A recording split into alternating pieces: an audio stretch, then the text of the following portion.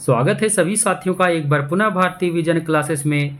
आपका जो इंतज़ार था, आप जिस घड़ी का इंतज़ार कर रहे थे, वो घड़ी आ गई है। यानी महा मैराथन 500 प्रश्नों का एमसीक्यू हम लेकर आ गए हैं। यानी जेएसएससी पेपर 2 हिंदी में जो नाटक भाग लगा हुआ है, भारत दुर्दशा, ध्रुव स्वामी और आधे अधूरे, ये तीनों नाटक का महा मैराथन एमसीक्यू लेकर आ गए हैं।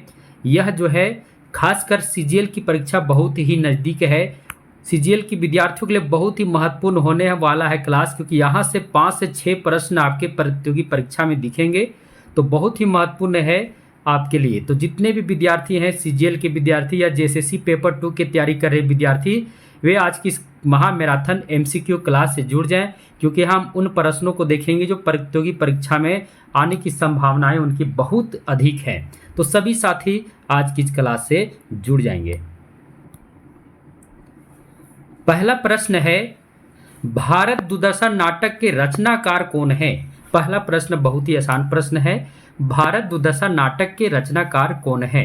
रामधारी सिंह दिनकर, भारतेंदु हरिश्चंद्र, मोहन राकेश, जयशंकर प्रसाद। तो सही जवाब है भारतेंदु हरिश्चंद्र।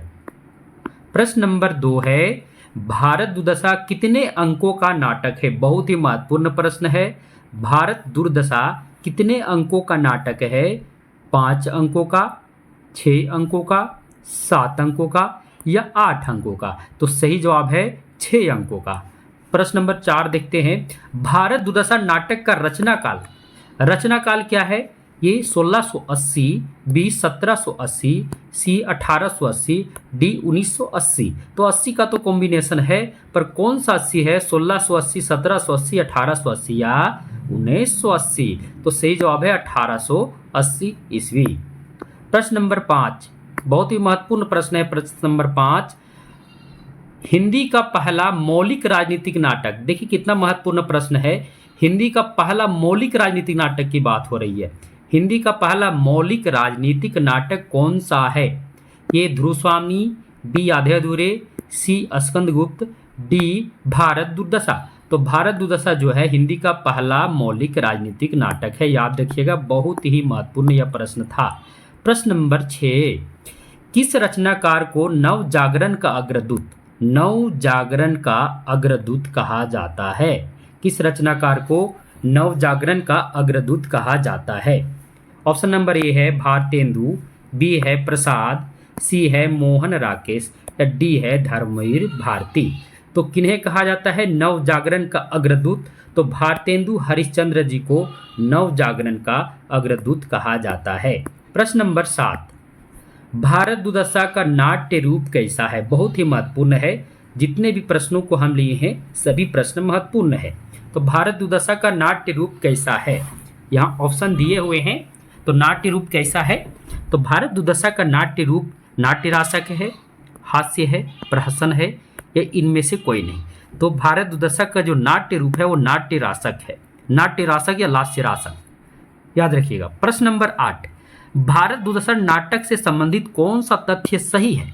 अब भारत दुर्दशा नाटक से संबंधित इनमें से जो तथ्य दिए हुए हैं ऑप्शन में, वो कौन सा तथ्य सही है?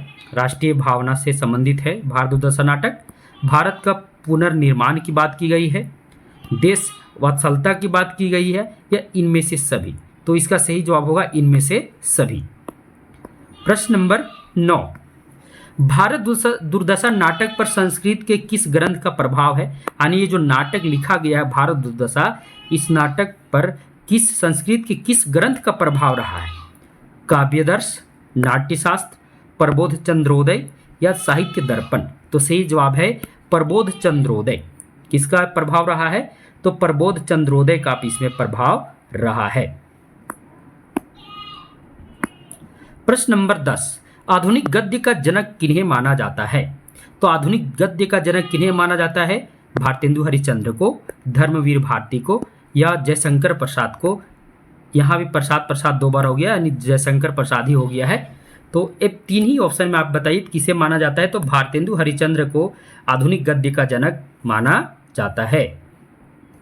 प्रश्न नंबर 11, बहुत सारे प्रश्नों को देखना है, सभी प्रश्नों को बहुत ही बेहतरीन तरीके से आपको बताएंगे। चलिए, भारत दूरदर्शन नाटक आरंभ किसके गीत से होता है? बहुत ही महत्वपूर्ण प्रश्न, ये भी आई है क्योंकि कई बार प्रतियोगी परीक्षा में आया है। तो भारत दूरदर्शन नाटक आरंभ किसके गीत से होता है? भारत भाग्य के गीत से, भारत के गीत से, योगी के गीत से, या भारत दुर्दय के गीत से? तो सही जवाब है योगी के लावनी गीत से क्या होता है? भारत दूरदर्शन नाटक का क्या होता है? कथा का आरंभ होता है। बहुत ही बढ़िया प्रश्न था, भी इसलिए लगा दिए हैं। अगला प्रश्न है, भारत दुर्दशा नाटक के अंत में आत्महत्या कौन करता है? ये भी आई है। ये भी प्रश्न क्या है? बहुत ही भी आई प्रश्न है। ऐसी सभी प्रश्न महत्वपूर्ण है क्योंकि आजकल प्रतियोगी परीक्षा में कहीं से भी प्रश्न आ सकता है, तो सभी प्रश्न को भी आई ही मानेंगे, नहीं वेरी इंपॉर्टेंट मानेंगे। तो सभी प्रश्नों को अगर आप बहुत ही महत्वपूर्ण लेकर चलेंगे तो आप सभी प्रश्नों को आपके दिमाग में रहेंगे। तो भारत दुर्दशा नाटक के अंत में, इस नाटक के अंत में आत्महत्या कौन कर लेता है? भारत भाग्य, भारत योगी, या आशा? तो अंत में हत्या कौन कर लेता है? भारत भाग्य हत्या कर लेता है। अगर भारत दुर्दशा नाटक पढ़े होंगे तो आप देखे होंगे कि भारत भाग्य, भारत जो द्वितीय अंक में आता है और मूर्छित होकर गिर पड़ता है, सहायता मांगता है परंतु नहीं सहायता मिलने पर अंत में मूर्छित होकर गिर जाता है। तो अंतिम अंक में यानी छठे अंक में भारत भाग्य आता है, भारत को उठाने का बहुत प्रयास करता है, मूर्छित अवस्था से जगाने का प्रयास करता है, परंतु जब भारत नहीं जागता है तो भारत भाग्य क्या होता है? तो आत्महत्या कर लेता है। प्रश्न नंबर 13, भारत दुर्दशा नाटक में पात्रों की कुल संख्या कितनी है? तो भारत दुर्दशा नाटक में पात्रों की कुल संख्या कितनी है?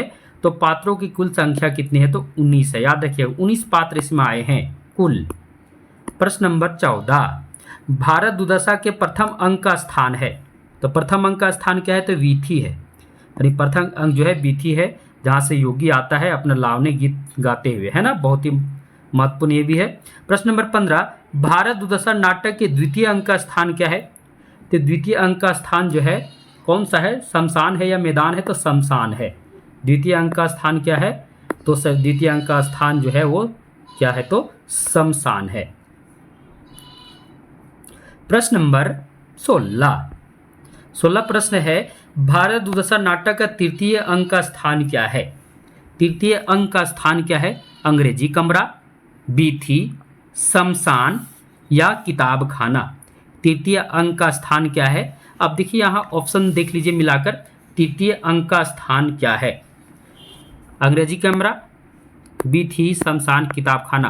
किताब खाना तो ये 5वें अंक में है, शमशान जो है ये अंक नंबर 2 में है, अंग्रेजी कमरा जो है वो अंक नंबर क्या है? तो 4 में है, बीथी 1 में है। तो यहाँ तृतीय अंक का स्थान नहीं दिया हुआ है, अर्थात इसमें से एक भी नहीं है। और तृतीय अंक का स्थान जो है वो क्या है? तो मैदान है। क्या है? मैदान है, जहाँ फौज डेरे डाले हुए हैं और भारत दुर्दय का क्या होता है? तृतीय अंक में आगमन होता है। तो इसमें थोड़ा सा इसमें ऑप्शन नहीं दिया गया है, यानी इसमें से कोई भी ऑप्शन सही नहीं है। प्रश्न नंबर 17, भारत दुर्दशा नाटक का चतुर्थ अंक का स्थान है? चौथे अंक का स्थान, चौथे अंक का स्थान अंग्रेजी कमरा है, जिस कमरे में कौन बैठा हुआ है? तो कुर्सी पर भारत दुर्दय बैठा हुआ है और चौथे ही अंक में बारी बारी से सभी को बुलाता है, अंधकार को बुलाता है, आलस्य को बुलाता है, मदिरा को बुलाता है ना, सबको बुलाकर कहाँ भेजता है? तो भारत को भारत भेजता है, सबको भारत भेजता है। प्रश्न नंबर 18, भारत दुर्दशा नाटक का पंचम अंक का स्थान क्या है? तो पंचम अंक का स्थान किताब खाना है, जहाँ 7 सभ्य लोग क्या हैं? बैठकर भारत की स्थिति पर विचार विमर्श कर रहे थे। प्रश्न नंबर 19, भारत दुर्दशा नाटक का षष्ठ अंक का स्थान है, यानी छठे अंक का स्थान क्या है? अंग्रेजी कमरा, मैदान, गंभीर वन भाग, या किताब खाना? तो सही जवाब है गंभीर वन भाग। ये क्या है? तो छठे अंक का स्थान है। तो 6 स्थानों की हम चर्चा कर लिए। प्रश्न नंबर 20, योगी का लावनी गायन किस अंक में है? तो योगी द्वारा जो लावनी गायन है, जो लावनी गीत गाता है, किस स्थान में? तो योगी तो प्रथम अंक में आया, तो ये प्रथम अंक ही इसका सही जवाब हो जाएगा। अब आगे बढ़ते हैं, प्रश्न नंबर 21 की ओर हम चलते हैं। प्रश्न नंबर 21 है, भारत का प्राचीन गौरव का वर्णन किस अंक में हुआ है? प्रथम अंक में, या द्वितीय अंक में, तृतीय, या चतुर्थ? तो भारत के प्राचीन गौरव का जो वर्णन है वो प्रथम अंक में ही हुआ है, और ये वर्णन करने वाले कौन है? तो योगी महाराज जी हैं। प्रश्न नंबर 22, भारत का आगमन किस अंक में होता है? तो भारत का आगमन जो है द्वितीय अंक में होता है। किस में होता है? द्वितीय अंक में होता है। प्रश्न नंबर 23, मित्रों मैं बता दूं कि मेरे पास अभी उतनी सुविधा नहीं है कि मैं आपके लिए कंप्यूटराइज करके आपको थोड़ा अच्छा फ़ॉन्ट में कंप्यूटराइज फ़ॉन्ट में पढ़ा सकूं। देखिए आप मुझे जितना सपोर्ट करेंगे उतना मैं आगे बढ़ूंगा और कोशिश करूंगा कि मैं भी अन्य यूट्यूब पर जितने भी शिक्षण संस्थान उनकी तरह मैं भी थोड़ा बेहतरीन तरीके से कंप्यूटराइज तरीके से, है ना, डिजिटल बोर्ड में पढ़ा सकूं। अभी मेरे पास उतनी सुविधा नहीं है जिसके कारण मैं खुद नोट्स बनाकर आपको पढ़ा रहा हूं। तो चलिए प्रश्न नंबर 23 में चलते हैं। बस ज्ञान चाहिए आपको, जो ज़रूरत है वो आपको मिलनी चाहिए, बस उतना ही हम जानते हैं। तो प्रश्न नंबर 23 में चलते हैं। भारत दुर्दशा नाटक में द्वितीय अंक का दृश्य क्या है? टूटे फूटे मंदिर, कौवा कुत्ता, अस्थि, इनमें से सभी। तो द्वितीय अंक का स्थान शमशान है, जहाँ पर टूटे फूटे मंदिर, कौवा कुत्ता, अस्थि सब इधर उधर बिखरे दिखाई पड़ते हैं। तो इसका सही जवाब हो जाएगा इनमें से सभी। प्रश्न नंबर 24, निर्लजता और आशा किस अंक में प्रवेश करते हैं? निर्लजता और आशा किस अंक में प्रवेश करते हैं? प्रथम अंक में, द्वितीय अंक में, तृतीय अंक में या चतुर्थ अंक में? तो निर्लजता और आशा जो है द्वितीय अंक में प्रवेश करते हैं। किस अंक में आते हैं? द्वितीय अंक में आते हैं। और बता दे रहा हूँ इसमें कुछ और भी, क्योंकि मैं आपको जितना भी एमसीक्यू बताऊंगा उसको मैं अच्छा से डील भी करूंगा। तो जब अपना मदद के लिए पुकारता है, कोई नहीं आता है, तो वो मूर्छित होकर गिर पड़ता है, तब निर्लजता और आशा दोनों का प्रवेश होता है भारत को उठाने के लिए। प्रश्न नंबर 25, भारत दुर्दशा नाटक में खानगियों का वेश किसका है? तो खानगियों का वेश किसका है? निर्लजता का है, आशा का है, या दोनों का है, या इनमें से कोई नहीं? तो निर्लजता का जो वेश है वो खानगियों का वेश है, तो निर्लजता इसका सही जवाब हो जाएगा। प्रश्न नंबर 26 में चलते हैं। प्रश्न नंबर 26 है, भारत दुर्दशा नाटक में मूर्छित होकर कौन गिर पड़ता है? बहुत ही आसान सा सवाल है आपके सामने। तो मूर्छित होकर भारत गिर पड़ता है, जो हम आपको बताएं।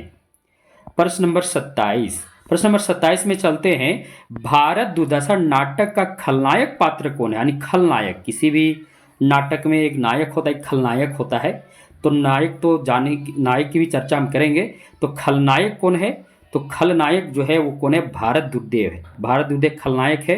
जैसे हम लोग फिल्म वगैरह देखते हैं तो कैसे कहते हैं, हीरो और गुंडा। तो गुंडा है कौन है? तो भारत दुर्देव है ना, याद रखिएगा, खलनायक पात्र। प्रश्न नंबर 28, भारत दुर्दशा नाटक का नायक कौन है? भारत है, अंधकार है, बंगाली है, या कवि है? तो भारत दुर्दशा नाटक का नायक, इसी इस पर बहुत सारे विद्वानों का मतभेद रहा है।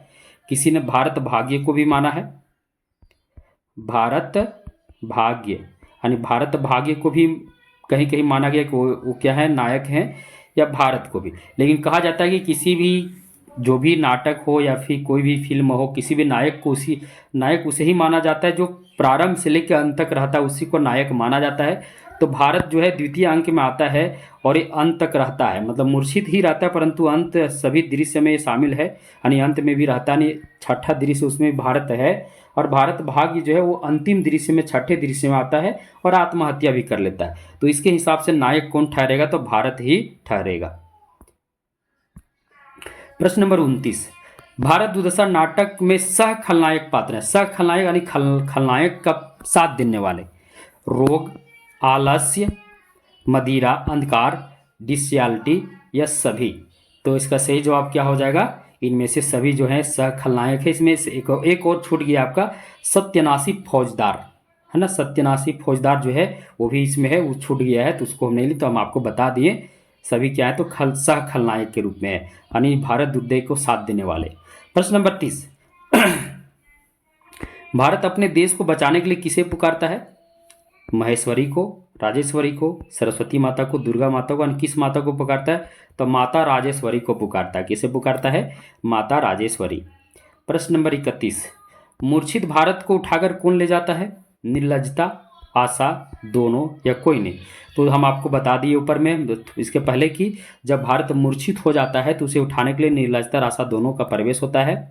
अब देखिए दोनों का वेश के बारे में चर्चा। निर्लजता लड़की का वेश में आती है, और आशा लड़की के वेश में आती है। निर्लजता सिर खुला, ऊंची चोटी, दुपट्टा, यानी खानगियों का वेश है निर्लजता का, जबकि आशा का वेश कैसा है? वो लड़की के वेश में है। और दोनों आकर क्या करते हैं? तो भारत को उठाकर ले जाते हैं। प्रश्न नंबर 32, द्वितीय अंक में कौन कौन से पात्र आए हैं? द्वितीय अंक, भारत तो आया ही है, निर्लजता, आशा, सभी। तो ये सभी तीनों पात्र हैं जो द्वितीय अंक में आए हैं। अब यहाँ हम जो भी जिस अंक में कौन कौन पात्र आए हैं उसकी भी हम चर्चा कर दिए हैं। प्रथम अंक में योगी है, अब द्वितीय अंक में हो गया निर्लजता, आशा और भारत। तृतीय अंक में भारत दुर्देव, सत्यानाश, फौजदारी, ये तृतीय अंक में ये आते हैं। चतुर्थ अंक में रोग, आलस्य, मदिरा, अंधकार और भारत दुर्देव है, भारत दुर्देव। ये सभी चतुर्थ अंक में है क्योंकि भारत दुर्देव बारी बारी से तीन चारों को बुलाता है और भारत भेजता है। पंचम अंक में साध्य सभ्य जन है, जिसमें से एक सभापति है, एक बंगाली है, एक सभापति, एक बंगाली, एक महाराष्ट्री, एक एडिटर है, एक कवि है, दो देसी महाशय हैं। ये सभी सात लोग जो है वो पंचम अंक में है, जो भारत की दुर्दशा पर विचार विमर्श कर रहे हैं कि भारत को फिर से मतलब भारत को बेहतर कैसे किया जा सकता है उस पर भी क्या करें, आपस में चर्चा कर रहे हैं। और एक और पात्र आया डिसलॉयल्टी, ये भी क्या है तो डिसलॉयल्टी भी है, पंचम अंक में ही आता है। यानी इन्हीं के द्वारा इन सात सभ्य जनों को क्या किया जाता है, गिरफ्तार कर लिया जाता है। और षष्ठ अंक में जो है भारत भाग्य है और भारत भी है, भारत भी है ना, भारत भी है, छूट गया, भारत भी है। भारत भाग्य भारत को क्योंकि जगाने का प्रयास करता है, परंतु भारत जब नहीं जगता है यानी मूर्छित अवस्था में ही रह जाता है, अंत में भारत भाग्य क्या करता है तो आत्महत्या कर लेता है। प्रश्न नंबर 33, भारत दुर्देव का प्रवेश किस अंक में होता है? बहुत ही आसान सा सवाल आ गया। तो भारत दुर्देव का प्रवेश किस अंक में? प्रथम अंक में, द्वितीय, तृतीय, चतुर्थ। तो तृतीय अंक में भारत दुर्देव का क्या होता है, प्रवेश होता है। मैदान फौज के डेरे किस अंक में दिखाए गए हैं? तो ये भी तृतीय अंक में मैदान है, फौज के डेरे डाले हुए हैं, वहां पर कौन प्रवेश करता है तो फौज के डेरे में भारत दुर्देव प्रवेश करता है। प्रश्न नंबर 35, आधा क्रिस्तानी, आधा मुसलमानी, हाथ में नंगी तलवार तथा स्वयं को राक्षस कहता हुआ कौन आता है? तो ये काम किसका है? आधा क्रिस्तियानी, आधा मुसलमानी, हाथ में नंगी तलवार तथा स्वयं को राक्षस कहता हुआ कौन आता है? सत्यानाशी, फौजदार, भारत दुर्देव, भारत या अंधकार। तो इसका सही जवाब है भारत दुर्देव। प्रश्न नंबर 36, भारत दुर्देव भारत को क्या कहकर संबोधित करता है? भारत भाग्य, विद्वान, मूर्ख या साहसी। तो भारत दुर्देव जो है भारत को मूर्ख कहता है। क्या कहता है? मूर्ख कहता है। प्रश्न नंबर 37, सात सभ्य जनों में किस एक्ट के तहत, सात सभ्य जनों को किस एक्ट के तहत गिरफ्तार कर ले जाता है? यानी सात सभ्य जनों को यहाँ पर थोड़ा सा छूट गया है, यानी जो डिसलॉयल्टी आता है वो सात सभ्य जनों को किस एक्ट के तहत गिरफ्तार करके ले जाता है? इंग्लिश पॉलिसी एक्ट, नमक एक्ट, भारत एक्ट या कोई नहीं। तो डिसलॉयल्टी जो आता है वो क्या करता है? इंग्लिश पॉलिसी एक्ट के तहत सभी सात सभ्य जनों को क्या करता है? गिरफ्तार करके ले जाता है। प्रश्न नंबर 38, सात सभ्य जनों की सभा का संबोधन कौन करता है? सभी सात सभ्य जन हैं वो लोग जो जिस पर विचार विमर्श कर रहे हैं, तो उस सभा का संबोधन कौन करता है? तो सभा का संबोधन जो है वो सभापति करता है। कौन करता है? सभापति। प्रश्न नंबर 39, भारत दुर्दशा नाटक से संबंधित कौन सा तथ्य सही नहीं है? अब इसमें से एक देखना है जो सही नहीं है। तो भारत दुर्दशा नाटक में भारत की दयनीय दशा का चित्रण है, बिल्कुल सही है। जन जागरण की चेतना, ये भी सही है। व्यंग्यात्मक शैली का प्रयोग है, ये भी सही है। वीर जवानों का चित्रण ये नहीं है, यानी वीर जवानों का चित्रण उसमें नहीं किया गया। तो प्रश्न इसका सही जवाब हो जाएगा डी। आधुनिक हिंदी साहित्य का पितामह किसे कहा गया है? तो आधुनिक हिंदी साहित्य का भी पितामह भारतेंदु हरिश्चंद्र को ही कहा गया। हिंदी गद्य का पितामह, हिंदी गद्य का जनक या आधुनिक हिंदी साहित्य का पितामह, सब जगह आपका जवाब एक ही मिलेगा, भारतेंदु हरिश्चंद्र। याद रखिएगा, बहुत ही महत्वपूर्ण प्रश्न है। प्रश्न नंबर 41, भारतेंदु हरिश्चंद्र का जन्म कब हुआ? 1850, 1857, 1950 या 1957। तो सही जवाब इसका क्या हो जाएगा? 1850 ईस्वी। भारतेंदु उर्दू में किस नाम से रचना करते थे? बहुत ही बढ़िया प्रश्न आ गया। भारतेंदु उर्दू में किस नाम से रचना करते थे? इसका सही जवाब हो जाएगा रसा उपनाम से रचना करते थे ना। आप कमेंट बॉक्स में बताइएगा अब्र किनका उपनाम है। प्रश्न नंबर 43, भारतेंदु जी को भारतेंदु की उपाधि कब मिली? तो भारतेंदु जी को भारतेंदु की उपाधि जो है 1880 ईस्वी में मिली। भारतेंदु का जीवन काल कितने वर्षों का रहा? तो ये अल्प आयु में इनकी मृत्यु हो गई। यानी इनका जो उम्र रहा वो 35 वर्ष का जीवन काल रहा। 1850 में इनका जन्म हुआ और 1885 में इनकी मृत्यु हो गई। यानी इनका जो वह उम्र जीवन काल का जो वर्ष रहा वो मात्र 35 वर्ष ही रहा। लेकिन 35 वर्ष में उन्होंने हिंदी साहित्य को एक प्रकार से गद्य विधा का उन्होंने क्या किया, बहुत ही विकास करके चले गए। आज गद्य की कई विधाएं आ गई हैं, तो इसलिए इनको आधुनिक गद्य का क्या माना जाता है, पितामह माना जाता है। प्रश्न नंबर 45, भारतेंदु जी ने किस पत्रिका का संपादन किया? कवि वचन सुधा, हरिचंद्र मैगजीन, पाला बोधनी या सभी? तो ये सभी पत्रिकाएं भारतेंदु हरिश्चंद्र जी की ही हैं, है ना। अगर इन पत्रिकाओं के बारे में विशेष रूप से आपको पढ़नी है तो आप हमारे चैनल पर लगा हुआ है काव्य विधि काव्य कुंज, जिसमें भारतेंदु हरिश्चंद्र को पूरा हम पढ़ाए हैं, उसे आप देख लीजिएगा। प्रश्न नंबर 46, भारतेंदु की कौन सी कविता खड़ी बोली में रचित है? बहुत ही महत्वपूर्ण प्रश्न है ये, इसको भी कर लीजिएगा। भारतेंदु की कौन सी कविता है जो खड़ी बोली में रचित है? बकरी विलाप, अंधेर नगरी, प्रेम प्रलाप या फूलों का गुच्छा? तो सही जवाब फूलों का गुच्छा जो है भारतेंदु की खड़ी बोली में रचित कविता है, क्योंकि भारतेंदु कविता ब्रज भाषा में करते थे, परंतु ये फूलों का गुच्छा उनका जो है वो खड़ी बोली में है। और बकरी विलाप किस प्रकार की ये रचना है? तो ये हास्य व्यंग्य है। प्रश्न नंबर 47, निज भाषा उन्नति अहे सब उन्नति का मूल, पंक्ति किनका है? बहुत ही इजी ये पंक्ति है, क्योंकि इतना प्रसिद्ध है कि सभी लोग इस पंक्ति के बारे में जानते हैं। तो इसका सही जवाब हो जाएगा भारतेंदु हरिश्चंद्र जी का ये पंक्ति है। अगला प्रश्न, भारतवर्ष की उन्नति कैसे हो सकती है, किनका निबंध है? तो भारतवर्ष की उन्नति कैसे हो सकती है, यह निबंध जो है वो भारतेंदु जी का ही है। किनका है? भारतेंदु जी का ही है। अब इनके अन्य कुछ निबंध देखिए, नाटक निबंध कई बार आता है, नाटक निबंध किनका है? तो नाटक भारतेंदु हरिश्चंद्र जी का ही निबंध है। एक और निबंध इनका है कालचक्र।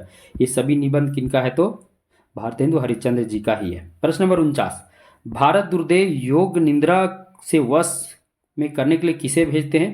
यानी भारत दुर्देव जो है योग निंद्रा से वश करने के लिए किसे भेजते हैं? भारत दुर्देव। तो इसका से जो अंधकार को, मदिरा को, आलस्य को या रोग को। तो योग निंद्रा से वश करने के लिए किसे भेजते? बहुत ही महत्वपूर्ण यह प्रश्न है, बहुत ही महत्वपूर्ण है। इसका ट्रिक भी आप लगा सकते हैं। योग निंद्रा, आपको नींद कब आती है? जब आपको आलस्य लगने लगता है, तो आपको नींद आने लगता है। तो इसका सही जवाब हो जाएगा आलस्य को भारत दुर्देव भेजता है योग निंद्रा से भारत को वश में करने के लिए। प्रश्न नंबर 50, रोवहु सब मिलके आहू भारत भाई, हा हा भारत दुर्दशा देखी न जाई। यह कथन किनका है? भारत का, योगी का, भारत भाग्य का या सभापति का? यह जो कथन है, यह जो पंक्ति है, यह जो गीत है, योगी द्वारा गाया गया है। प्रश्न नंबर 51, अंग्रेज सुख साज सजे सब भारी, पे धन विदेश चले जात इहे अति ख्वारी। यह पंक्ति किनकी है? यह जो गीत है किसके द्वारा गाया गया है? रोग द्वारा, भारत द्वारा, भारत दुर्देव द्वारा, योगी द्वारा। तो यह भी प्रथम अंक का यह गीत है, और प्रथम अंक में सिर्फ योगी का ही प्रवेश है, तो योगी द्वारा यह भी गाया गया है। प्रश्न नंबर 52, कोऊ न पकड़त मेरो हाथ, 20 कोटि सूत होत फिरत में हा हा हो अनाथ। यह किसकी पंक्ति है? सबसे पहले यह जो पंक्ति है ये द्वितीय अंक में यह पंक्ति आया है, और यह पंक्ति द्वितीय अंक में भारत है, निर्लजता है, आशा, तीनों का प्रवेश है। तो भारत जो है वो क्या करता है? तो वो अपनी सहायता के लिए पुकारता है, और जब उसको कोई सहायता नहीं मिलता तब बोलता है कोई न पकड़त मेरो हाथ, 20 कोटि सूत होत फिरत में हा हा हो अनाथ। यह भारत के द्वारा यह पंक्ति कहा गया है, गाया गया है। प्रश्न नंबर 53, यह देखो भारत मरता है, यह देखो भारत मरता है, जल्दी उसे उठा चलो। किसका पंक्ति है? अब यह किसने कहा? यह देखो भारत मरता है, जल्दी उसे उठा ले चलो। भारत भाग्य, भारत दुर्देव, निर्लजता या आशा? तो निर्लजता, इसमें निर्लजता का भी प्रवेश होता है, और निर्लजता कहता है कि यह देखो भारत मरता है, अब इसे क्या करो? उठा ले चलो। प्रश्न नंबर 54, कोड़ी कोड़ी को करूँ मैं सबको मुहताज, भूखे प्राण निकालूं इनका तो मैं सच्चा राज। अब देखिए इतना खतरनाक पंक्ति कौन बोल सकता है? अब इतना खतरनाक पंक्ति तो फिर गुंडा ही बोल सकता है, नहीं खलनायक ही बोल सकता है। तो सही जवाब क्या हो जाएगा? भारत दुर्देव। प्रश्न नंबर 55, फूट बेर और कलह बुलाऊं, लियाऊं सुस्ती जोर, घर घर आलस फैलाऊं, छाऊं दुख घन घोर। देखिए आलस आ गया है तो इसके चक्कर में आप आलस्य को ना लगा देना, नहीं तो आपका गलत हो जाएगा। यह जो कथन है ये भारत दुर्दे द्वारा ही कहा गया है। फूट बेर और कलह बुलाऊं ला लियाऊं सुस्ती जोर, घर घर आलस फैलाऊं छाऊं दुख घनघोर। यह भारत दुर्देव ही यह कथन को कहता है। प्रश्न नंबर 56। देखिए हम सभी जितने भी गीत आए हैं, जितने भी महत्वपूर्ण कथन हैं, उस सभी को हम यहाँ ले लिए हैं और मिलान की तरह सेम लिए, क्योंकि प्रश्न आजकल मिलान करने वाला भी आता है। तो ये में है जगत न मानत मेरी यान, ये किसका है। दुनिया में हाथ फैलाना नहीं अच्छा, यह किसने कहा गाया कहा। दूध सुरा दधी सुरा असुरा अन्न धन धाम, यह किसके द्वारा। और चौथा जय जय कलयुग राज की, जय जय कलयुग राज की। तो जगत न मानत मेरी यान, यह किसने कहा है। ये रोग का कथन है। किसका है, रोग का है। दुनिया में हाथ फैलाना नहीं अच्छा। अब अक्सर ये वही लोग करते हैं जो आलसी होते हैं, उनको कोई मतलब नहीं होता है, तो ये आलस का कथन है। दूध सूरा, अब देखिए सूरा मतलब यहाँ पर एक प्रकार से समझ लीजिए कि शराब की बात हो रही थी तो मदिरा का ही हो जाएगा। दूध सूरा दधयु सूरा सूरा अन्न धन धाम। और जय जय कलयुग राज की, ये कलयुग में अंधकार आ गया था ना, अंधकार फैला दो कलयुग आ गया है। तो देखिए सभी आ गया। अब ए का चौथा, बी का तीसरा, सी का दूसरा और डी का पहला। अब इसमें ऑप्शन में कौन सा है, ए का चौथा, बी का तीसरा, सी का दूसरा, डी का पहला। इसका सही जवाब है ऑप्शन नंबर सी। प्रश्न नंबर 57। अरे उपजा ईश्वर कोप से ओ आया भारत बीच, यह किसका कथन है। भारत का, भारत दुर्दे का, भारत भाग्य का या बंगाली का। अरे उपजा ईश्वर कोप से ओ आया भारत बीच, ये भारत दुर्देव का कथन है।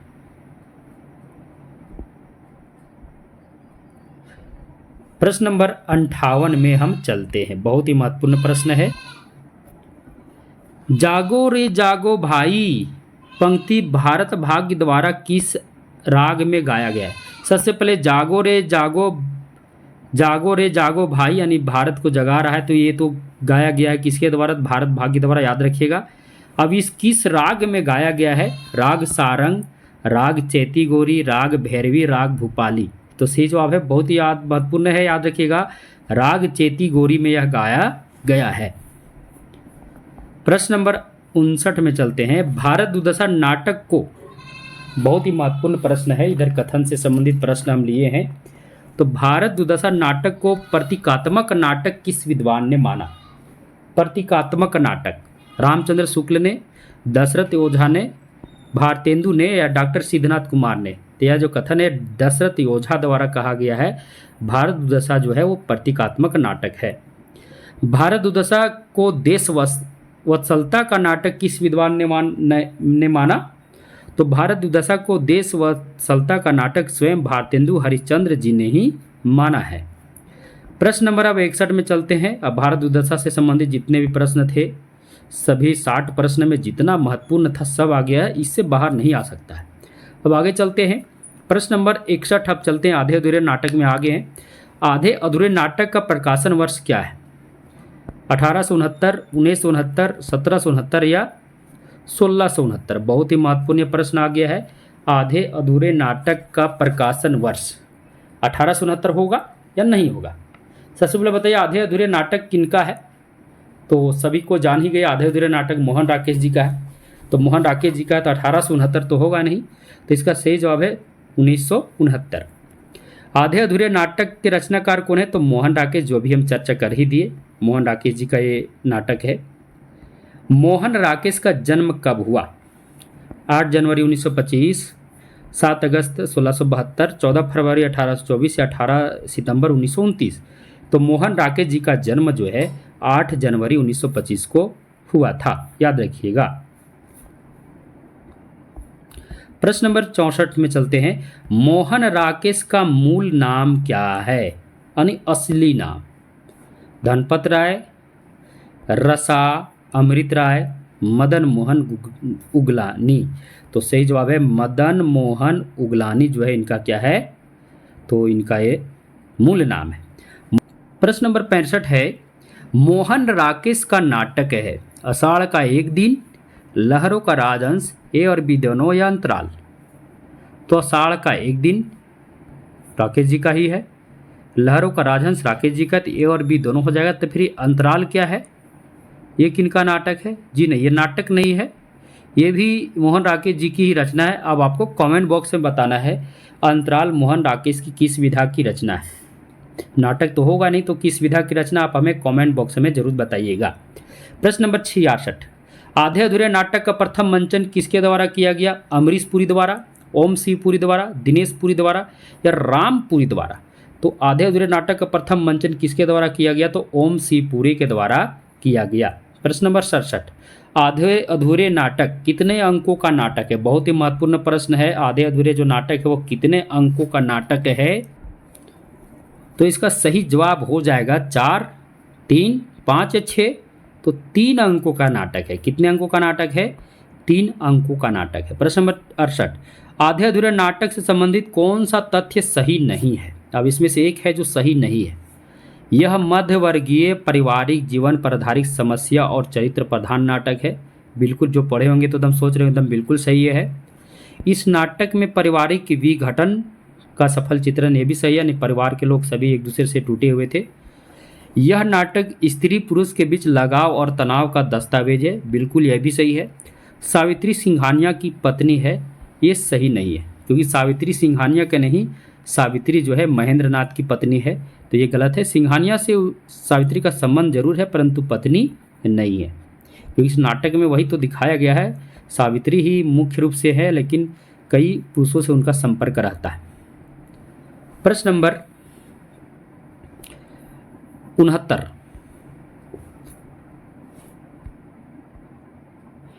आधे अधूरे नाटक, आधे अधूरे नाटक का कौन सा पात्र, अब यहाँ कुछ छूट गया, अपने जीवन की संपूर्ण सुख के लिए अन्य पुरुषों से संबंध बनाए रखती है। यानी कौन सा पात्र है जो अपने जीवन की संपूर्ण सुख की प्राप्ति के लिए मतलब प्राप्ति तो होता नहीं है, परंतु सुख की प्राप्ति के लिए अन्य पुरुषों से संबंध बनाए रखती है? पत्नी, बिन्नी, किन्नी, वरना? तो सही जवाब है पत्नी अर्थात सावित्री अर्थात स्त्री जो है अपने जीवन की संपूर्ण सुख के लिए अन्य पुरुषों से संबंध बनाए रखती है, परंतु सुख भी उनको नहीं मिल पाता है। जो चाहती वो आधे अधूरे ही रह जाता है। यानी जिस पुरुष के संपर्क में जाती है सभी जगह उसे सब अधूरा ही मिलता है, मतलब संपूर्ण पूर्ति नहीं हो पाता है। सावित्री का पति का क्या नाम है? महेंद्रनाथ, जुनेजा, सिंघानिया, जगमोहन। तो सही जवाब है महेंद्रनाथ। अब बताइए जुनेजा, सिंघानिया, जगमोहन कौन है? ये सभी जो हैं सावित्री के क्या हैं? तो एक प्रकार से सभी से इनका संबंध रहा है। अब जो भी संबंध हो, नाटक को पढ़ने के बाद तो आभास होता है कि किस प्रकार का संबंध रहा होगा। जो भी मूल नाटक पढ़े होंगे उनको तो समझ में आ ही गया होगा। चलिए आगे बढ़ते हैं। प्रश्न नंबर 71, आधे अधूरे नाटक का कथा स्थल है? घर का बैठक वाला कमरा, पूजा स्थल, घर का छत या इनमें से कोई नहीं? तो आधे अधूरे नाटक का जो कथा स्थल है वो घर का जो बैठक वाला कमरा है वही है। प्रश्न नंबर 72, आधे अधूरे नाटक की शुरुआत किससे होती है? सावित्री से, काले सूट वाला आदमी से, सिंघानिया से या महेंद्रनाथ से? तो सही जवाब है काले सूट वाले आदमी से इस नाटक की शुरुआत होती है। प्रश्न नंबर 73, आधे अधूरे नाटक का कौन सा पात्र पुरुष 1, पुरुष 2, पुरुष 3 और पुरुष 4 की भूमिका में है? तो कौन सा पात्र सभी भूमिका में है? तो पुरुष 1, पुरुष 2, पुरुष 3, पुरुष 4 के सभी की भूमिका में काले सूट वाला आदमी है। प्रश्न नंबर 74, पुरुष 1 की भूमिका में कौन सा पात्र है? अब पुरुष 1 की भूमिका की बात है, तो पुरुष 1 की भूमिका में कौन सा पात्र है? बहुत ही महत्वपूर्ण है। तो पुरुष 1 की भूमिका में महेंद्रनाथ है, सिंघानिया है, जुनेजा है, जगमोहन है। तो पुरुष 1 की भूमिका में कौन है? तो बहुत ही आसान सा जवाब है महेंद्रनाथ जो है पुरुष 1 की भूमिका में है। प्रश्न नंबर 75, पुरुष 2 की भूमिका में कौन है? तो पुरुष 2 की भूमिका में कौन है? तो महेंद्रनाथ जब घर से निकलते तो सिंघानिया का प्रवेश होता है। तो पुरुष 2 की भूमिका में कौन है? तो सिंघानिया है। पुरुष 3 की भूमिका में कौन सा पात्र है? तो पुरुष 3 की भूमिका में अशोक है, महेंद्रनाथ है, जगमोहन या जुनेजा है? तो पुरुष 3 की भूमिका में जो है जगमोहन है, और जगमोहन जो सावित्री का एक प्रकार सबसे पुराना प्रेमी है। पुरुष 4 की भूमिका में कौन सा पात्र है? अशोक, जुनेजा, जगमोहन, सिंघानिया। तो पुरुष 4 की भूमिका में जुनेजा है, जो एक प्रकार से महेंद्र नाथ का हमदर्द मित्र है, और पुरुष 4 की भूमिका में है, यानी पुरुष 4 बनकर सावित्री के यहाँ आता है। महेंद्र नाथ से संबंधित कौन सा तथ्य गलत है? सावित्री का पति है, सही है। हृदय रोग से पीड़ित है, ये भी सही है। पत्नी के प्रेमियों के घर में प्रवेश करने से पहले घर से भाग जाता है, ये भी सही है। यानी जब सिंघानिया प्रवेश करता है तो महेंद्र नाथ गायब, जगमोहन प्रवेश करता है तो महेंद्र नाथ गायब, जब जुनेजा प्रवेश करता है महेंद्र नाथ गायब, जब वो जाते हैं तो महेंद्र नाथ तुरंत वापस। तो जितने भी प्रेमी हैं वो जब घर में प्रवेश करते हैं तो वो घर से भाग जाता है। महेंद्र नाथ का मित्र सिंघानिया है, ये गलत है, क्योंकि महेंद्र नाथ का जो मित्र है वो जुनेजा है, सिंघानिया नहीं है। प्रश्न नंबर 79, सावित्री यानी स्त्री के विषय में कौन सा तथ्य सही है? यानी सही तथ्य को छांटना है। वह अपने पारिवारिक जीवन को संपूर्णता की तलाश में रहती है परंतु असफल होती है, बिल्कुल सही है। यानी वह अपने पारिवारिक जीवन में संपूर्णता की तलाश में रहती है परंतु उसका सारा जिससे भी संपर्क में रहती है अधूरा ही सब कुछ होता है, यानी कहीं कभी उसके जीवन की जो संपूर्णता की प्राप्ति नहीं होती है, यानी सब जगह अधूरा ही उसे यानी अधूरा ही मिलता है, तो ये सही है। सावित्री शिवजीत, जुनेजा, सिंघानिया, मनोज और जगमोहन से खास संबंध, यानी सावित्री का खास संबंध रहता है, ये भी सही है। सावित्री महेंद्र नाथ की पत्नी है और सिंघानिया के दफ्तर में काम करती है, ये भी सही है। तीनों सही हो गया भैया। अब चलते हैं प्रश्न नंबर ऑप्शन नंबर डी, वो अपने घर में कमाने वाली एकमात्र सदस्य, ये भी सही है। तो कुल मिलाकर कहे तो इसमें सब सही है, सब क्या है? सही है। प्रश्न नंबर 80, सावित्री अशोक की नौकरी की सिफारिश किससे करती है? जुनेजा से, सिंघानिया से, जगमोहन से या मनोज से? तो सावित्री अशोक की नौकरी की सिफारिश जो है वो सिंघानिया से करती है, क्योंकि सिंघानिया सावित्री का बॉस है और सावित्री के घर में आता है सावित्री के कहने पर। अब सावित्री जो है अपने अशोक जो है उसका लड़का है, उसकी नौकरी की सिफारिश किससे करती है? सिंघानिया से करती है। अब हमें बता दिए सिंघानिया किस प्रकार का, किस टाइप का आदमी है? कमेंट बॉक्स में बताइएगा सिंघानिया लिखकर, उसके बारे में एक वाक्य बताइएगा, नहीं बताइएगा कि किस टाइप का आदमी है। प्रश्न नंबर 81, सावित्री और महेंद्र नाथ के संतान हैं अशोक, बिन्नी, किन्नी, वर्ना। तो सावित्री और महेंद्र नाथ के संतान कौन है? तो अशोक है, बिन्नी है और किन्नी है। अशोक का उम्र 21 वर्ष है, बिन्नी का 20 और किन्नी का 13। प्रश्न नंबर 82, जगमोहन से संबंधित कौन सा तथ्य गलत है? अब यहाँ देखिए जगमोहन से संबंधित कौन सा तथ्य गलत है। पहला, सावित्री का सबसे पुराना प्रेमी तथा आंतरिक संबंध का पता चलता है, क्योंकि नाटक को पढ़ने के बाद दिखा देता है कि वो सावित्री का हाथ भी पकड़ता है, लेकिन जब उसे पता चलता है घर में उसकी लड़की है तो हाथ को भी छोड़ भी देता है। और इस बात की पता महेंद्र नाथ को भी रहती है कि सबसे पुराना प्रेमी है, और जो आंतरिक संबंध है इसका जो पता महेंद्र नाथ को भी रहता है। सिगरेट पीने का आदि, ये भी सही है, पुराना प्रेमी है, आंतरिक संबंध है, सिगरेट पीने का आदि, ये भी सही है।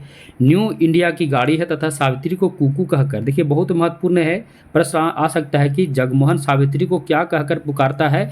तो कुकू, कुकू कहकर पुकारता है, ये भी सही है। कड़वा बोलकर लोगों को डांटता रहता है, ये गलत है, क्योंकि वो इसका जो बोली है जगमोहन की बोली है मीठी बोली है, यानी मीठी बोली बोलकर लोगों को क्या करता है? अपनी ओर आकर्षित कर लेता है और मौके का फायदा उठाता है। प्रश्न नंबर 83, सिंघानिया के संबंध में कौन सा तथ्य सही है? सावित्री का बॉस है, चरित्रहीन आदमी है, बिल्कुल सही है।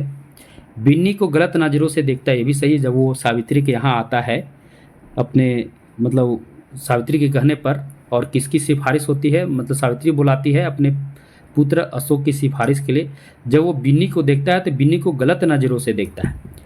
पुरुष 2 की भूमिका में है, ये भी सही है। सभी सही है, बिल्कुल, इसमें से तीनों क्या है? सही है। प्रश्न नंबर 84 में चलते हैं। पुरुष 1 का पहनावा क्या है? पुरुष 1 का पहनावा क्या है? पतलून कमीज, पतलून और बंद गले का कोट, पतलून और टी शर्ट, पतलून और पुरानी कोट।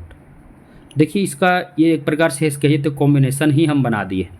तो सही जवाब है पतलून कमीज पुरुष 1, पतलून और बंद गले का कोट पुरुष 2, पतलून टी शर्ट पुरुष 3 और पतलून और पुरानी कोट पुरुष 4। याद रखिएगा, बहुत ही महत्वपूर्ण है।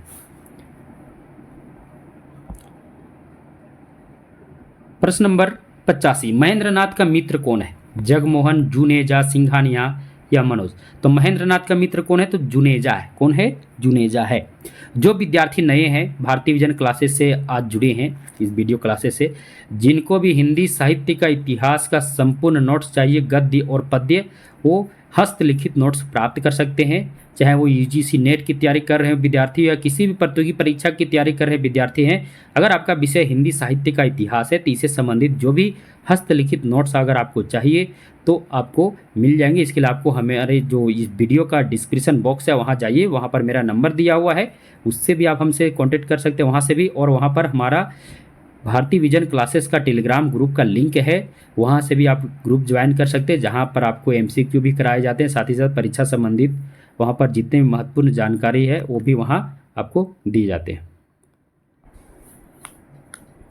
इसके अलावा अगर झारखंड के विद्यार्थी हैं, अगर झारखंड की प्रतियोगी परीक्षा की तैयारी आप कर रहे हैं, अगर आपका जेएसएससी का पेपर 2 हिंदी है तो इसका संपूर्ण सिलेबस का हस्तलिखित नोट्स हमारे पास उपलब्ध है। साथ ही साथ बिहार के जो विद्यार्थी हैं जो बिहार बीपीएससी टीचर की तैयारी नहीं टीआरई 4.0 की तैयारी कर रहे हैं, अगर आपका विषय हिंदी है तो टीजीटी और पीजीटी दोनों की जो हस्तलिखित नोट्स है सिलेबस से संबंधित सारे नोट्स मेरे पास उपलब्ध हैं, आप हमसे प्राप्त कर सकते हैं। इसके लिए आपको हम बता ही दिए, वीडियो के डिस्क्रिप्शन बॉक्स में मेरा नंबर दिया हुआ है या हमारे टेलीग्राम ग्रुप में भी वहीं से ज्वाइन कर सकते हैं। चलिए आगे बढ़ते हैं, प्रश्न नंबर 86 में चलते हैं। महेंद्रनाथ किसके साथ व्यवसाय करता है? तो महेंद्रनाथ किसके साथ व्यवसाय करता था? तो जुनेजा के साथ। देखिए बता देते हैं, महेंद्रनाथ एक समय बहुत ही संपन्न आदमी था, इसकी इज्जत भी गांव के साथ साथ घर के साथ साथ गांव में भी बहुत अधिक मान सम्मान था, क्योंकि एक समय ये व्यवसाय करता था, यानी व्यापारी करता था, व्यापार था। परंतु जब व्यवसाय में इनको हानि लगातार होता है, धीरे धीरे कर्ज में डूब जाता है और अंततः व्यवसाय को छोड़ देता है, घर में आकर एक प्रकार से फालतू बैठ जाता है। तो ये व्यवसाय किसके साथ करता है? जुनेजा के साथ करता है। याद रखिएगा, जुनेजा के साथ मिलकर व्यवसाय करता है, इसलिए जुनेजा और इनका जो संबंध है एक प्रकार से मित्रता का संबंध रहा है। आधे अधूरे नाटक में कुल कितने पात्र हैं? बहुत ही महत्वपूर्ण प्रश्न आ गया। तो आधे अधूरे नाटक में कुल 13 पात्र हैं, पुरुष पात्र 8, स्त्री पात्र 5। अशोक किसकी पढ़ाई बीच में ही छोड़ देता है? यानी किसकी पढ़ाई करा था बीच में ही छोड़ देता है? बीए की पढ़ाई, बीएससी की पढ़ाई, आईएससी की। तो बीएससी की पढ़ाई जो है वो बीच में ही छोड़ देता, अर्थात तीसरा साल में जब जाता है तो तीसरा साल में क्या करता है? बीएससी की पढ़ाई छोड़ देता है, अर्थात बीए पार्ट 3 एक प्रकार से कह सकते हैं, उसमें फेल हो जाता है। अशोक के विषय में कौन सा तथ्य सही है? फिल्म अभिनेत्रियों और अश्लील किताबों में रुचि रखता है, बिल्कुल सही है। चित्र बनाने का शौकीन, ये भी सही है। उद्योग सेंटर वाली वर्णा नामक इस लड़की से प्रेम करता है, यानी प्रेमी उसका है, ये भी सही है। तो कुल मिलाकर इनमें से सभी तथ्य क्या है? सही है। प्रश्न नंबर 90, सावित्री का प्रेमी मनोज के साथ भागकर शादी कौन कर सावित्री का प्रेमी मनोज के साथ भागकर शादी कौन कर लेती है? तो याद रखिएगा, बिन्नी ही कर लेती है। बिन्नी सावित्री की बेटी है। एक समय सावित्री का प्रेमी मनोज था, यानी सावित्री मनोज के बीच एक प्रकार से कॉम्बिनेशन था, संबंध था। तो सावित्री का प्रेमी मनोज था, परंतु बिन्नी क्या करती है? अपनी माँ की जो प्रेमी है उसी के साथ क्या करती है? तो भागकर शादी कर लेती है। अगला प्रश्न है, बिन्नी अपनी माँ से कितने रुपये छूटे मांगती है? 100 रुपये की छूट, 50, 200, 1000। तो 50 रुपये की छूट मांगती है बिन्नी अपने माँ से। प्रश्न नंबर 92 यानी 92, बिन्नी किसका डर से नौकरी नहीं करती है? भाई का डर से, पिताजी का डर से, माँ के डर से, पति का डर से। तो पति का डर से वो क्या करती है? नौकरी नहीं करती है। प्रश्न नंबर 94 है, 93 प्रश्न नहीं हुआ ना। किन्नी की सहेली का क्या नाम है? तो किन्नी की सहेली का क्या नाम है? पर्णा, वर्णा, रेखा, सुरेखा। तो किन्नी की जो सहेली थी उसका नाम सुरेखा था। प्रश्न नंबर 94, किन्नी किसके साथ रहकर यौन संबंधों की रुचि लेने लगती है? तो सुरेखा के संपर्क में आती है और सुरेखा के साथ रहकर मात्र 13 वर्ष में यौन संबंधों के बारे में रुचि लेने लगती है। 95, अशोक पेट पर किसका चित्र बनाता है? पुरुष 1 का, सिंघानिया का, वर्णा का, बिन्नी का। तो अशोक जो पेट पर है वो चित्र बनाने का आदी है और ये सिंघानिया का चित्र बनाता है। किसका चित्र बनाता है? सिंघानिया का चित्र बनाता है। कब बनाता है? जब सिंघानिया इसके घर आता है और इसकी माँ बुलाती है नौकरी की सिफारिश के लिए, तो क्या करता है, तो पेट पर जो है सिंघानिया का क्या करता है, तो चित्र बनाता है। सिंघानिया का क्या करता है? चित्र बनाता है। चलिए मैं भी बना दिया। चलिए प्रश्न नंबर 95 में चलते हैं। स्त्री किसके साथ आगे का जीवन बिताना चाहते हैं? यानी स्त्री अर्थात सावित्री जो है वो किसके साथ अपने आगे का जीवन बिताना चाहती है? अशोक के साथ, जगमोहन के साथ, जुनेजा के साथ या सिंघानिया के साथ? तो जगमोहन के साथ अपने जीवन का आगे का जीवन बिताना चाहती है, परंतु जाती तो है उसके साथ, परंतु जब जगमोहन की बातें सुनती है तो वहाँ से भी निराश लौट जाती है, अर्थात वहाँ भी उसे, जगमोहन में भी उसे सब कुछ अधूरा ही लगता है। आधे अधूरे नाटक में किसकी जीवन की चाह अधूरी रह जाती है? अशोक की, मनोज की, सावित्री की या बिन्नी की? तो सावित्री की जीवन की जो चाह थी वो अधूरी रह जाती है। प्रश्न नंबर 98, जुनेजा के विषय में कौन सा तथ्य गलत है? वह पैसे वाला आदमी है, महेंद्रनाथ के साथ मिलकर व्यवसाय करता था, महेंद्रनाथ का मित्र है, जुनेजा का सावित्री से कोई संपर्क नहीं रहा। तो देखिए पैसा वाला व्यक्ति सही है, महेंद्रनाथ के साथ वो व्यवसाय करता था ये भी सही है, महेंद्रनाथ का मित्र है, हमदर्द ये भी सही है। अब जुनेजा का सावित्री से कोई संपर्क नहीं रहा ये गलत है, क्योंकि एक समय जुनेजा का भी सावित्री से संपर्क रहा था। तो सावित्री देखो जुनेजा से भी संपर्क में रही, यानी एक समय जुनेजा का सावित्री से संपर्क रहा, यहाँ नहीं रहा थी, गलत है। प्रश्न नंबर, इसका ऑप्शन नंबर डी क्या है? सही है, यानी गलत है। अशोक किससे प्रेम करता था? सुरेखा से, वर्णा से, बिन्नी से, किन्नी से? तो अशोक जो है वो वर्णा से प्रेम करता था। वर्णा कहाँ काम करती थी? तो उद्योग सेंटर में। देखिए यहाँ एक और क्वेश्चन इसी पर है, वर्णा नामक लड़की कहाँ काम करती है? किताब खाना में, उद्योग सेंटर में, कार्यालय में, दफ्तर में? तो उद्योग सेंटर में काम करने वाली लड़की वर्णा है और इससे प्रेम कौन करता था? तो अशोक। प्रश्न नंबर 101, महेंद्रनाथ कितने पैसे का अखबार खरीदता है? 10 पैसे का, 20 पैसे का, 5 पैसे का, 8 पैसे का? तो महेंद्रनाथ 5 पैसे का क्या करता है? तो अखबार खरीदता है। प्रश्न नंबर 102, सिंघानिया का तनख्वाह कितना था? 5,000, 50,000 है ना, 50,000, 5,000, 5 लाख या 500 रुपये? तो सिंघानिया का तनख्वाह की बात जो नाटक में है 5,000 रुपये की है, यानी 5,000 रुपये का तनख्वाह था। प्रश्न नंबर 103, मोहन राकेश का अंतिम नाटक किसे माना जाता है? आषाढ़ का एक दिन, आधे अधूरे, लहरों का राजहंस या इनमें से कोई नहीं? बहुत ही महत्वपूर्ण प्रश्न आपके सामने आ गया है। अब हम इनके सभी नाटकों का प्रकाशन वर्ष देखते हैं। आषाढ़ का एक दिन, एक सेकंड, हाँ, आषाढ़ का एक दिन 1958, आधे अधूरे 1969, लहरों का राजहंस 1963। अब बताइए कौन सा नाटक इनका अंतिम नाटक हुआ? तो जिस नाटक को हम पढ़ रहे हैं आधे अधूरे ही क्या है? तो मोहन राकेश का अंतिम नाटक है। इनका एक और नाटक है पैरों तले जमीन की चर्चा है, जो अधूरा है। क्या है? अधूरा नाटक है। प्रश्न नंबर 104, आधे अधूरे नाटक का प्रकाशन किस पत्रिका में था? चांद में, सरस्वती में, धर्मयुग में या माधुरी में? तो आधे अधूरे नाटक का जो प्रकाशन है वो किस पत्रिका में था? तो धर्मयुग पत्रिका में इसका प्रकाशन हुआ था। प्रश्न नंबर 105, वह आज फिर आएगा अभी थोड़ी देर में, तब तो घर पर रहोगे तुम? यह कथन किसका है? सावित्री का, जगमोहन का, बिन्नी का, अशोक का? तो सही जवाब है, यह कथन जो है यह सावित्री का है। यानी सिंघानिया उसके घर आने वाला था और जैसे सिंघानिया के बारे में पता चलता है कि सिंघानिया मेरे घर आने वाला है, तो किसी न किसी बहाने से महेंद्रनाथ घर से जाना चाह रहा है। तब सावित्री कहती है, यानी हर बार वो चल ही जाता था, आज उसके प्रेमी आते थे सावित्री के और वो घर से भाग जाता था। तो आज फिर से कोई आने वाला है, अर्थात सिंघानिया आने वाला है, तो उसी टाइम कहती है आज वह फिर आएगा अभी थोड़ी देर में, तब तो तुम घर पर रहोगे तुम।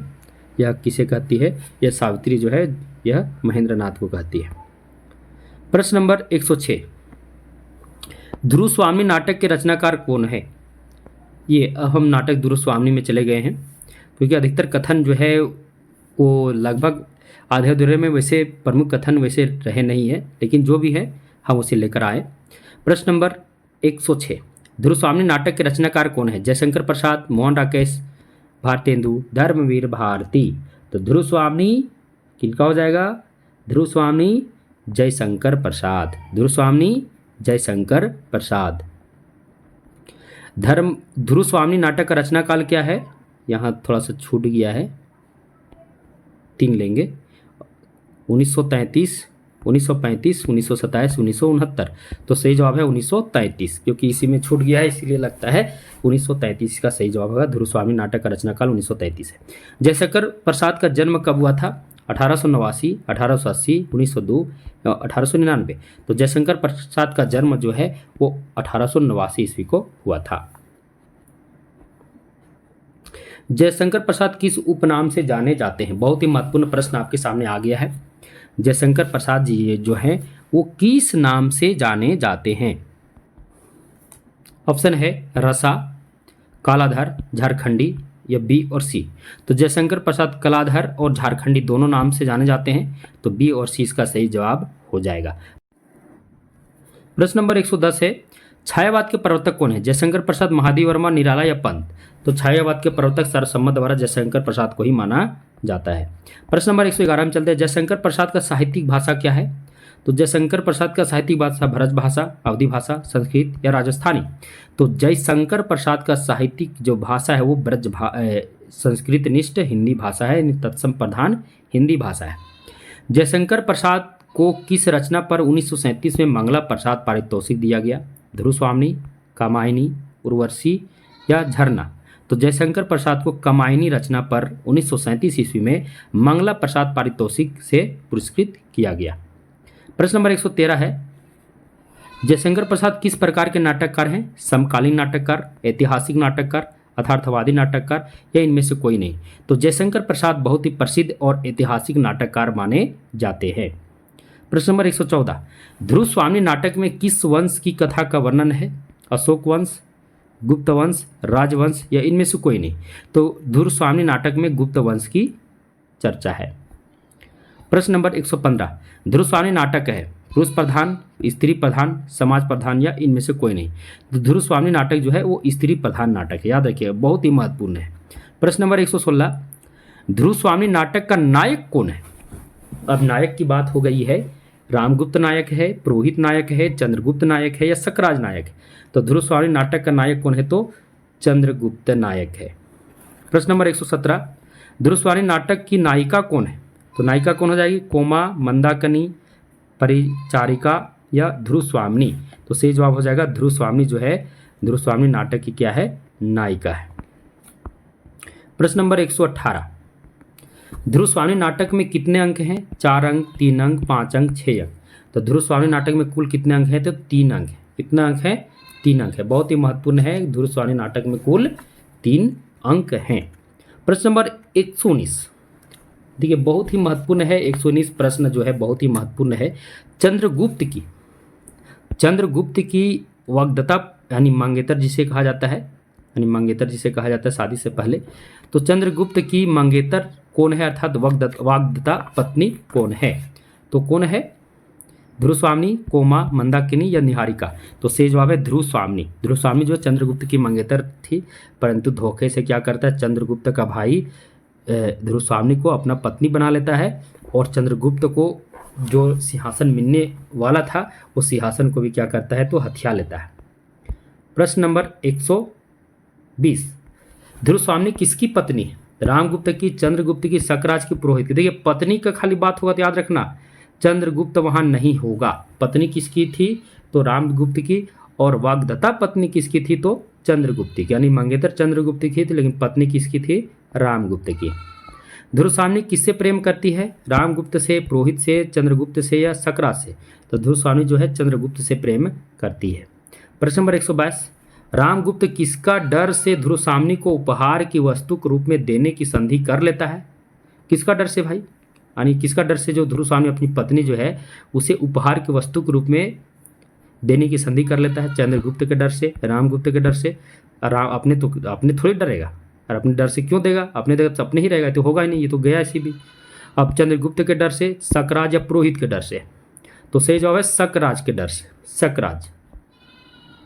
प्रश्न नंबर 123, गुप्त साम्राज्य का योग्य अधिकारी कौन है? गुप्त साम्राज्य का योग्य अधिकारी कौन है? रामगुप्त, चंद्रगुप्त, दोनों, इनमें से कोई नहीं। तो गुप्त साम्राज्य का योग्य अधिकारी कौन है? तो चंद्रगुप्त है। और चंद्रगुप्त के पिता समुद्रगुप्त ने जब समुद्रगुप्त यानी चंद्रगुप्त को ही अपना उत्तराधिकारी बनाकर वो चले गए थे, परंतु रामगुप्त क्या करता है? तो चंद्रगुप्त के द्वारा रामगुप्त षड्यंत्र रचकर चंद्रगुप्त से उसका जो अधिकार है वो छीन लेता है और खुद क्या बनता है? तो गुप्त साम्राज्य का महाराजा बन जाता है।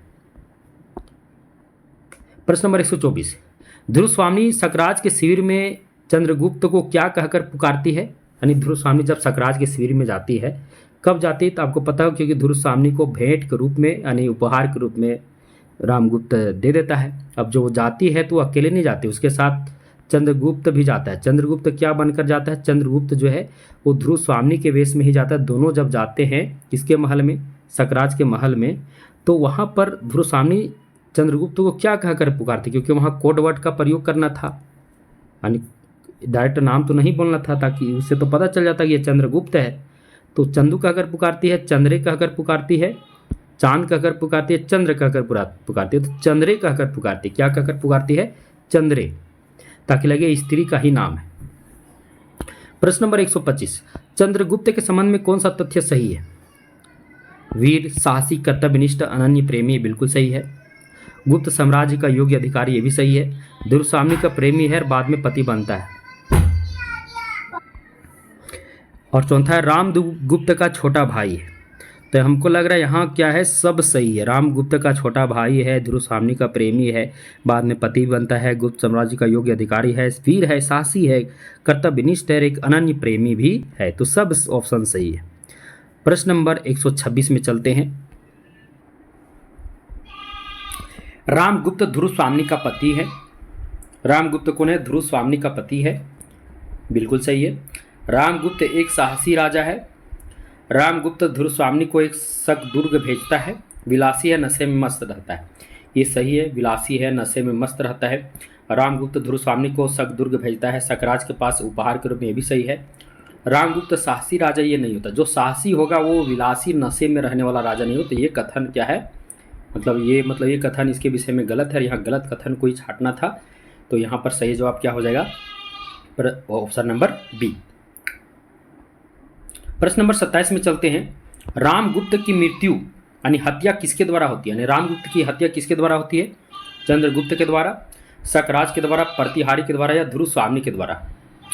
तो रामगुप्त की हत्या किसके द्वारा होती है? ये जो क्वेश्चन है इसका भी लग रहा है ऑप्शन थोड़ा सा मिस्टेक हो गया है, क्योंकि इसका ऑप्शन में यहाँ पर तो एक भी ऑप्शन सही नहीं लग रहा है। क्योंकि चंद्रगुप्त तो मारता नहीं, सकराज के द्वारा तो हत्या होती नहीं, प्रतिहारी द्वारा भी नहीं, ध्रुवस्वामी द्वारा भी नहीं। तो ये सामंत कुमार थे। सामंत कुमार याद रखिएगा, सामंत कुमारों द्वारा इसकी हत्या होती है रामगुप्त की। अब ये हत्या किस प्रकार होती है? चंद्रगुप्त को पीछे से छल से मारना चाहता है, यानी पीछे से किसी का पीठ पर वार करना, परंतु वार करना ही चाहता है, यानी चंद्रगुप्त को धोखे से पीछे से मारना चाहता है कि वो मारना चाहता है कि उधर से सामंत कुमार क्या करते हैं? तो रामगुप्त पर क्या करते हैं? तो हल्ला बोल देते हैं। यानी रामगुप्त की जो हत्या है वो किसके द्वारा होती है? तो सामंत कुमार द्वारा।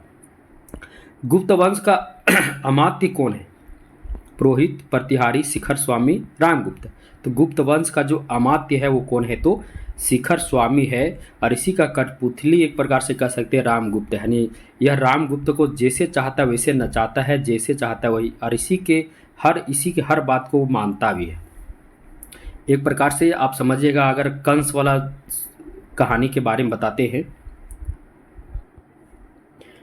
कंस की कहानी में इस प्रकार कंस जानुल की हर बात को मानता था, वो जैसे कहता था वैसे वो सुनता था। इसी प्रकार यहाँ है, शिखर स्वामी ही षड्यंत्र रचकर रामगुप्त को उसका गद्दी दिलाता है, ध्रुवस्वामी को जबरन उसका पत्नी बनाता है। ये सारा किया धराया ये शिखर स्वामी का ही है। इसे अमात्य का पद भी मिलता है, इसीलिए सारा करा धराया इसी का रहता है, शिखर स्वामी।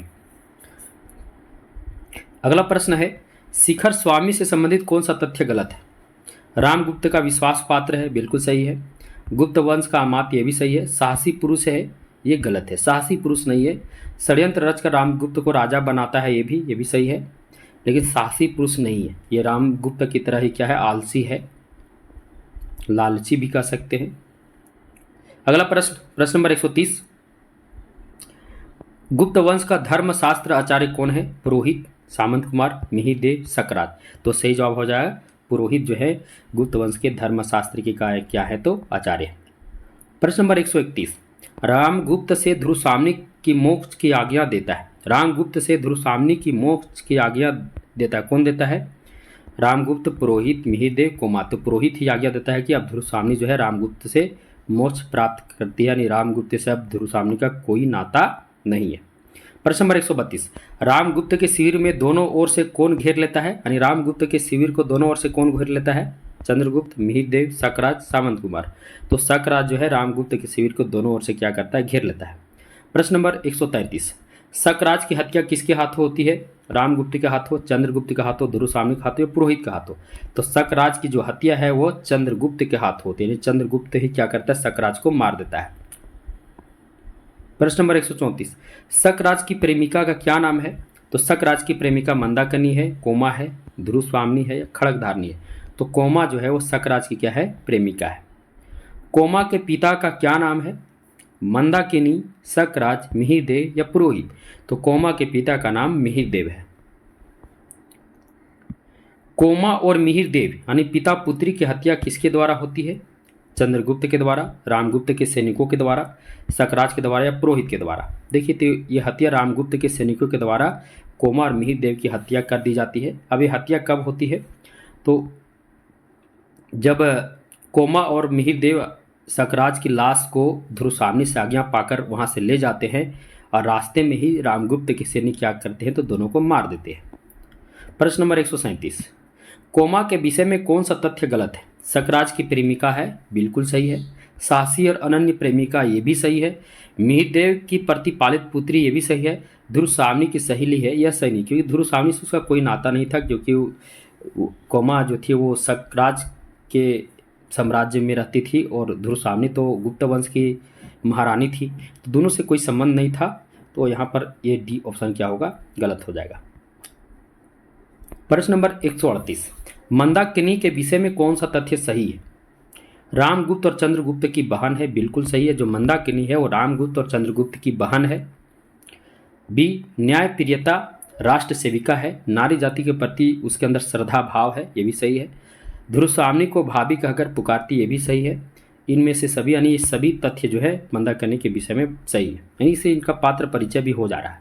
प्रश्न नंबर 139, ध्रुवसाम्नी के पास राम का गुप्तचर बनकर कौन आती है? यानी ध्रुवसाम्नी के पास, जब आप नाटक को पढ़िएगा प्रारंभ में ही ध्रुवसाम्नी के पास जो है रामगुप्त किसी स्त्री को क्या करता है, अपना गुप्तचर बनाकर भेजता है। तो रामगुप्त का गुप्तचर बनकर कौन जाती है? खड़गधारनी, कोमा, मंदाकिनी, प्रतिहारी। तो कोमा तो ये तो सकराज के साम्राज्य से संबंधित है।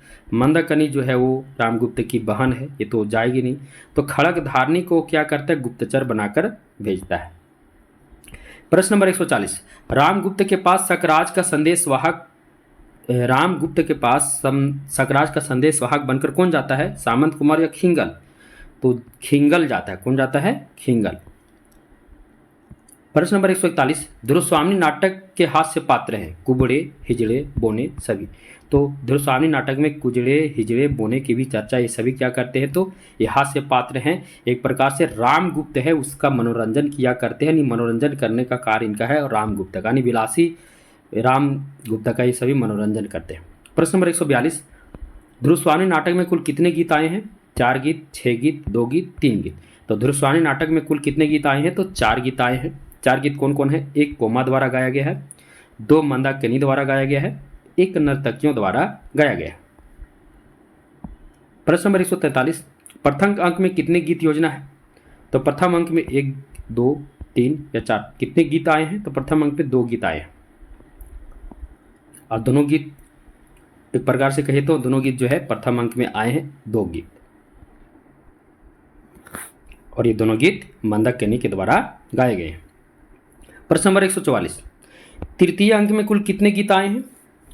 तो तृतीय अंक में 1 गीत, 2 गीत, 3 गीत या इनमें से कोई नहीं। तो तृतीय अंक में जो है हमको लग रहा है तृतीय अंक में कोई गीत नहीं है। तृतीय अंक में एक भी गीत नहीं है, प्रथम अंक में 2 गीत और द्वितीय अंक में भी 2 गीत। प्रश्न नंबर 145, अपनी आत्मगौरव की रक्षा के लिए आत्महत्या कौन करना चाहती है? कोमा, ध्रुव स्वामी, मंदाकिनी। तो आप नाटक पढ़े हैं तो आपको पता होगा कि जब ध्रुव स्वामी को भेजने के लिए जब आदेश दे दिया जाता है तुम्हें जाना होगा किसके पास, सकराज के पास, जब रामगुप्त भेजता है, रामगुप्त से ध्रुव स्वामी जो है अपनी रक्षा की विनती भिक्षा भी मांगती, परंतु रामगुप्त कहता है तुम्हें जाना ही होगा। तो अपने आत्मगौरव की रक्षा के लिए आत्महत्या करना चाहती है। कौन? तो ध्रुव स्वामी। प्रश्न नंबर 146, सकराज के शिविर में ध्रुव स्वामी के वेश में कौन जाता है? रामगुप्त जाता है, चंद्रगुप्त जाता है, मिहिर देव या पुरोहित? तो सकराज के शिविर में ध्रुव स्वामी के वेश में चंद्रगुप्त जाता है। प्रश्न नंबर 147, सकराज का सिंहासन किस चीज से बना हुआ है? पत्थरों से, लकड़ी से, चांदी से, सभी से? तो सकराज का जो शिविर है वो लकड़ी से बना हुआ था। किससे बना हुआ था? लकड़ी से।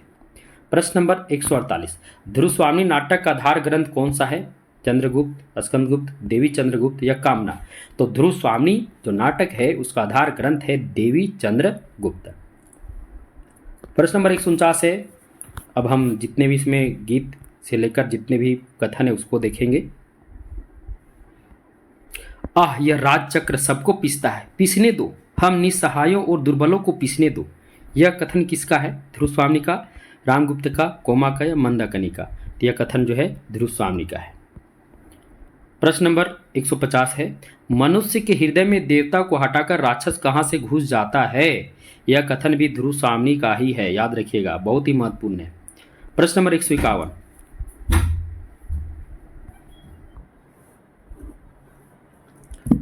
अगला प्रश्न है, यदि तुम मेरी रक्षा नहीं कर सकते तो मुझे बेच भी नहीं सकते। यह कथन किसका है? यदि तुम मेरी रक्षा नहीं कर सकते तो मुझे बेच भी नहीं सकते। यह कथन किसका है? कोमा का, मंदाकिनी का, ध्रुव स्वामी का या रामगुप्त का? तो ये ध्रुव स्वामी रामगुप्त से कहती है यदि तुम मेरी रक्षा नहीं कर सकते, क्योंकि रक्षा की भिक्षा के लिए उसके पास जाती, तुम मेरी रक्षा करो, है ना, सकराज से लड़ो, तुम वीर हो, साहसी हो, सब कुछ कहती है ध्रुव स्वामी जाकर रामगुप्त के पास, परंतु रामगुप्त पर इसका कोई असर नहीं होता है। वो सीधा बोल देता है तुम्हें जाना ही होगा सकराज के पास। तब वो गुस्से में कहते हैं यदि तुम मेरी रक्षा नहीं कर सकते तो मुझे बेच भी नहीं सकते। ये कथन किसका है? तो ध्रुव स्वामी का है। प्रश्न नंबर 152, मैं उपहार में देने की वस्तु शीतल मणि नहीं हूं।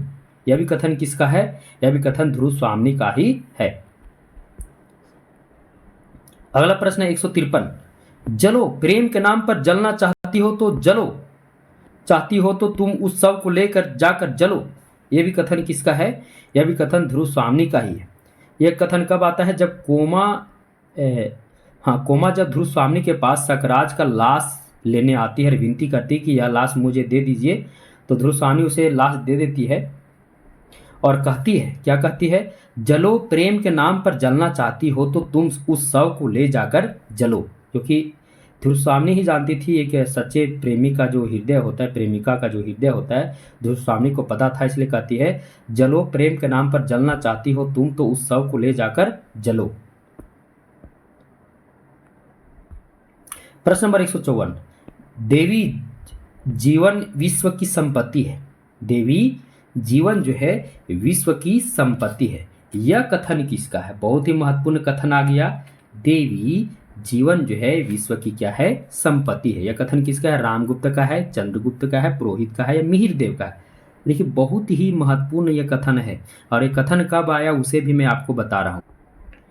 देखिए जब ध्रुव स्वामी आत्महत्या करना चाहती है तो आत्महत्या करना चाहती है तो वहाँ पर जब चंद्रगुप्त आ जाता है तो आत्महत्या नहीं करती है, यानी चंद्रगुप्त का आने से वो आत्महत्या करने से मतलब नहीं करती, यानी चंद्रगुप्त उसे आत्महत्या करने से रोक लेता है और वही कहता है कि देवी जीवन विश्व की संपत्ति है। ये कौन कहता है? तो चंद्रगुप्त कहता है। प्रश्न नंबर 155, दोनों ओर से घिरा रहने में शिविर और भी सुरक्षित है। जब रामगुप्त को अपने सैनिकों से पता चलता है कि सकराज ने पूरे शिविर को दोनों ओर से घेर लिया है, तो देखिए मूर्ख राजा, आलसी विलासी राजा, इसको कितना मूर्खता की बात कहता है। जब इसे सैनिकों से पता चलता है उसका सारा जो चारों ओर से घेर लिया गया है, उसके पूरे रामगुप्त के शिविर को दोनों ओर से सब कुछ घेर लिया है। अब यह सूचना जब रामगुप्त को मिलता है सैनिकों द्वारा, तो रामगुप्त क्या कहता है, दोनों ओर से घिरा रहने में शिविर और भी सुरक्षित है। देखिए कितनी मूर्खता की बात ये कहा है। अगला प्रश्न है, मुझे प्राण दंड दिया जाए, मुझे प्राण दंड दिया जाए, मैं उसे अविचल भाव से ग्रहण करूंगा, परंतु राजा और राष्ट्र की रक्षा होनी चाहिए। यह कथन किसका है? शिखर स्वामी, रामगुप्त, मिहिर देव या पुरोहित? तो राजा तो रामगुप्त था, तो वो तो स्वयं नहीं कहेगा, तो इस शिखर स्वामी का यह कथन था। और यह कथन प्रथम अंक में आया है, जब रामगुप्त के शिविर को चारों ओर से सकराज घेर लिया था, और वहाँ पर जब यह निर्णय लिया गया कि नहीं, ध्रुव स्वामी को उपहार के लिए सकराज ने ध्रुव स्वामी को मांगा था, तब वो क्या करेगा, पूरे शिविर को क्या करेगा, छोड़ देगा, अर्थात रामगुप्त को से युद्ध नहीं करेगा, उसे छोड़ देगा। तो यहाँ पर यह निर्णय होता है कि ध्रुव स्वामी को सकराज के पास भेजा जाए उपहार के रूप में। जब इसका विरोध होता है, तब शिखर स्वामी क्या कहता है, मुझे प्राण दंड दिया जाए, मैं उसे अविचल भाव से ग्रहण करूंगा, परंतु राजा और राष्ट्र की रक्षा होनी चाहिए। यानी वो चाहता था कि राजा यानी रामगुप्त की रक्षा और राष्ट्र की रक्षा होनी चाहिए। ये इसलिए कहता है कि वो चाह रहा था कि रामगुप्त और राष्ट्र दोनों को कुछ ना हो, चाहे ध्रुव स्वामी को क्यों ना सकराज को देना पड़े, अर्थात वो भी संधि चाह रहा था, वो भी भेजना चाह रहा था। देखिए कितना ये षड्यंत्र रच रहा था, किस प्रकार का ये बात बोला था। अगला प्रश्न है प्रश्न नंबर 157, धर्मशास्त्र रामगुप्त से ध्रुव स्वामी की मोक्ष की आज्ञा देता है। यह कथन किसका है? धर्मशास्त्र रामगुप्त से ध्रुव स्वामी को मोक्ष की आज्ञा देता है, यह कथन किसका है? यह पुरोहित जी का कथन। पुरोहित ही ये बोलते हैं, धर्मशास्त्र के आचार्य थे, और वे कहते हैं कि धर्मशास्त्र रामगुप्त से ध्रुव स्वामी को मोक्ष की आज्ञा देता है। प्रश्न नंबर 158 में चलते हैं, संसार में बहुत सी बातें अच्छी लगती है और बहुत सी अच्छी बातें बुरी मालूम पड़ती है। यह कथन किसका है? बहुत ही बढ़िया कथन आ गया। संसार की बहुत सी बातें क्या लगती है? अच्छी लगती है, और बहुत सी अच्छी बातें भी जो है वो बुरी मालूम पड़ती है। यह कथन किसका है? बहुत ही महत्वपूर्ण कथन है। और यह जो कथन है ध्रुव स्वामी का है, कोमा का है, मंदाकिनी का है, चंद्रगुप्त का। यह कथन जो है कोमा का कथन है। किसका है? कोमा का कथन।